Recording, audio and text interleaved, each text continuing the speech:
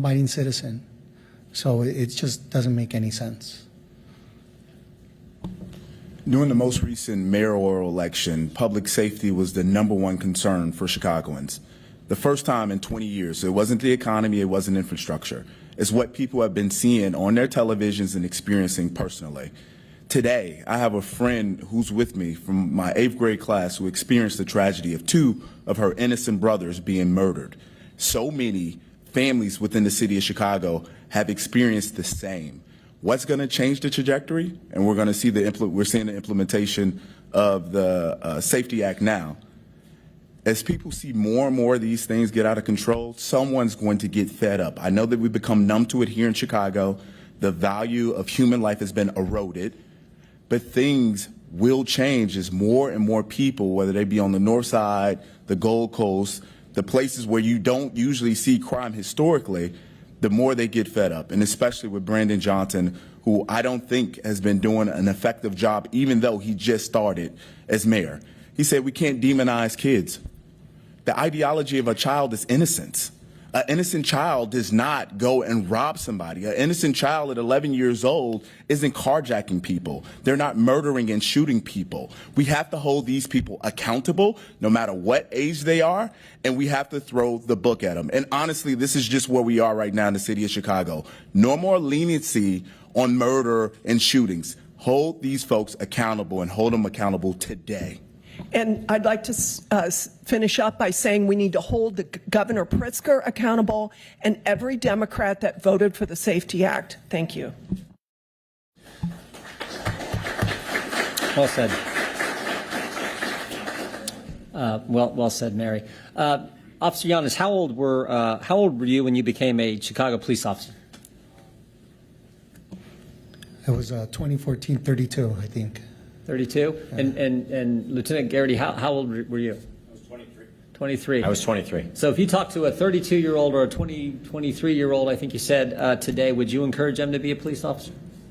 Yes, but not in Chicago. Wow. I would, but it's just like I tell everybody, you got to have a passion for it, but it's a difficult job right now. Yeah. It's a difficult position that you're going to be put in. Just learn the ropes, things will change. Yeah, but I think both of you testified earlier that so many officers are telling their sons and daughters, don't do it. Yeah, they're telling their kids not to join the Chicago Police Department. Yeah. I mean, there's parents there, you know. And many of them are families like yours that where your dads were officers. Generational, you became right? An officer. It's something that we do and something that we love to do, and so it's heartbreaking to not want to guide their children to the job that they were so proud of doing themselves. So many times they're just directing them to go elsewhere. And that's not just Chicago. That's happening in other big cities around the country as well. Yeah, that's to me one of the scarier things about all the defund police and everything else they're doing, making your job tough. You can't. I mean, the idea that you can't chase down a bad guy. To me, that was like, you got to be getting. I'm just a country boy from Ohio, but that seemed like you got to be kidding me. That's what I thought police do. You know, like. Makes absolutely no sense. So we want to thank you all for being here. I thought maybe we would end with Mr. Caldwell. If you could just remind us again about your brother. You know, I think you said he was 18. He just turned 18. Just to turn 18. What was he thinking about doing? Or maybe even your brother and your friend's 2 brothers.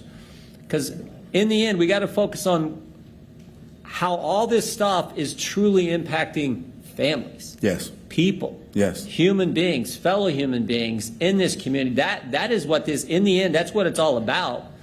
And so tell us, the last 2 minutes and 52 seconds, tell us about Christian or your friend's 2 brothers who were tragically killed as well. Christian was excited about college. That was his goal.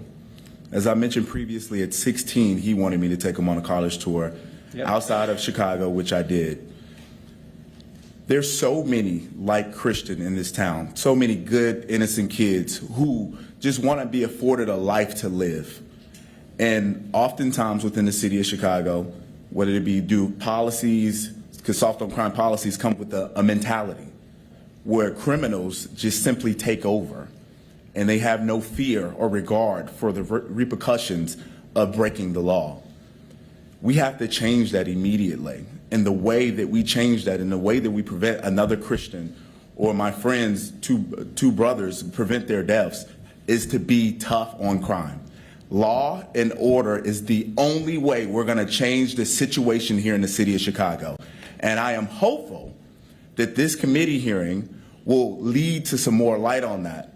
But I am also disappointed that many of your colleagues on the Democrat side chose not to come here. Many of the folks who've said Black Lives Matter, and they do, but they're not showing that Black Lives Matter by not being here today.